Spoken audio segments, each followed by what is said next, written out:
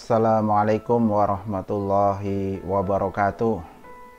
Jumpa lagi dengan saya Hari Stura Channel pendidikan Indonesia. Pada kesempatan kali ini saya akan menyajikan video tentang fakta ilmiah di sekitar kita. Sebuah fakta yang sering kita jumpai tapi tidak banyak dimengerti.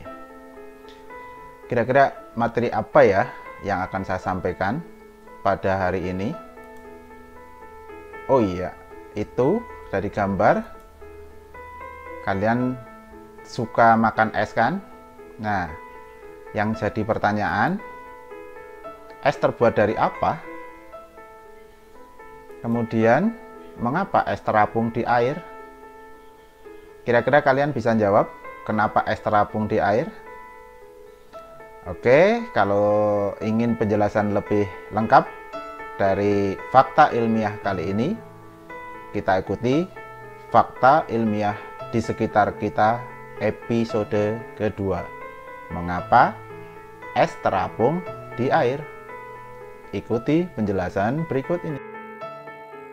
Percobaan kita kali ini diawali dengan kita membuat es, yaitu dengan cara memasukkan air ke dalam plastik yang kita sediakan, 2 buah plastik, sehingga sekilas dapat dilihat ukurannya identik atau mirip.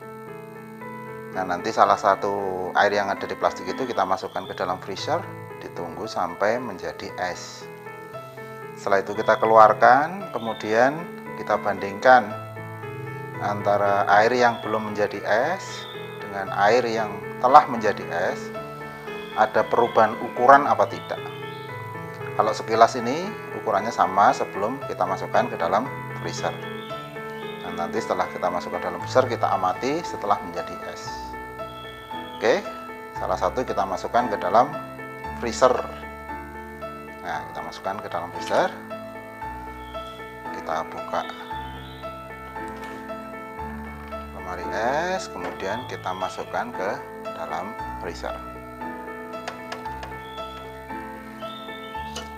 Nanti kita tunggu sampai air menjadi es.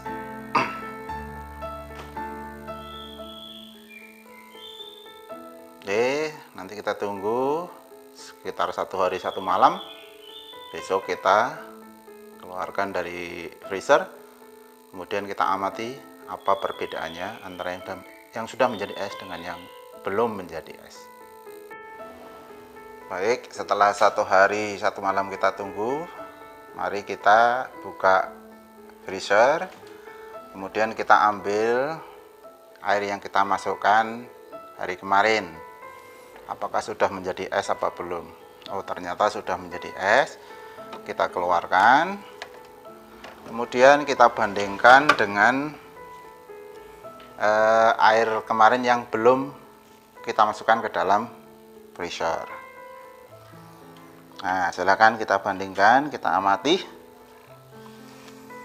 Oke, sekilas kita amati bagaimana itu. Nah, kalau dilihat dari ukurannya, itu kelihatan bahwa yang menjadi es itu agak sedikit menggelembung pada plastiknya. Ukurannya kelihatan lebih besar. Itu berarti bahwa ada perubahan volume. Lebih tepatnya penambahan volume ketika air berubah menjadi es. Nah, nanti akan dijelaskan lebih lanjut mengapa air yang menjadi es terjadi penambahan volume. Kemudian efeknya apa terhadap fakta ilmiah yang kita akan bahas, kenapa es menjadi terapung. Yang jelas kita sudah mendapatkan fakta pertama bahwa air yang menjadi es itu volumenya akan terjadi penambahan, dibuktikan dengan plastik yang pada es yang menjadi es sedikit menggelembung sehingga ukurannya menjadi besar dibanding dengan air yang masih dalam plastik. Ya, itu dapat dilihat bahwa es di dalam air terapung. Ini kelihatan dari permukaannya ada yang keluar dari permukaan air. Itu membuktikan bahwa es terapung di dalam air. Yang jadi pertanyaan adalah mengapa es yang terbuat dari air dimasukkan ke dalam air terapung. Nah, itu yang akan kita jelaskan pada bagian akhir dari video. Oke, sudah kalian lihat video tadi tentang bagaimana proses terjadinya es kan? Logikanya es itu kan terbuat dari air. Karena terbuat dari air, harusnya secara logika awam itu kalau dimasukkan di air harusnya tidak terapung, tetapi harusnya melayang. Tetapi kenapa terapung di air? Nah, penjelasannya dari video tadi bisa saya simpulkan begini. Nah, kita bandingkan dulu air dan es. Tadi di video sudah kalian lihat kan, bahwa ketika air dimasukkan ke dalam kulkas menjadi es, itu ada sedikit perbedaan. Jadi gambar bisa kalian lihat bahwa ketika menjadi es, itu ada proses sedikit menggelembung pada air yang menjadi es itu, sehingga mengakibatkan volume es sedikit lebih besar dibanding air sebelum menjadi es. Jadi es sedikit menggelembung dibanding air. Nah, apa artinya? Itu artinya volume es lebih besar dibanding air yang belum menjadi es. Kok bisa? Nah, ini yang menjadi masalah, kok bisa air yang menjadi es kok menjadi lebih besar volumenya? Nah, ini perlu kalian tahu, inilah yang namanya fakta ilmiah. Kalian harus tahu kenapa dia menjadi lebih besar ketika air menjadi es, volumenya menjadi besar. Sedikit penjelasan bagi kalian bahwa dalam ilmu fisika dikenal istilah yang namanya anomali air. Anomali air itu apa? Itu adalah sifat aneh dari air. Sifat aneh dari air di mana air akan memuai ketika didinginkan dan menyusut ketika dipanaskan. Itu terjadi ketika suhu es antara 0 sampai 4 derajat Celcius. Jadi perlu kalian kenal bahwa anomali ini hanya terjadi pada suhu antara 0 sampai 4 derajat Celcius. Berarti kalau air dipanaskan dari 0 sampai 4 derajat Celcius tidak memuai, tapi malah menyusut.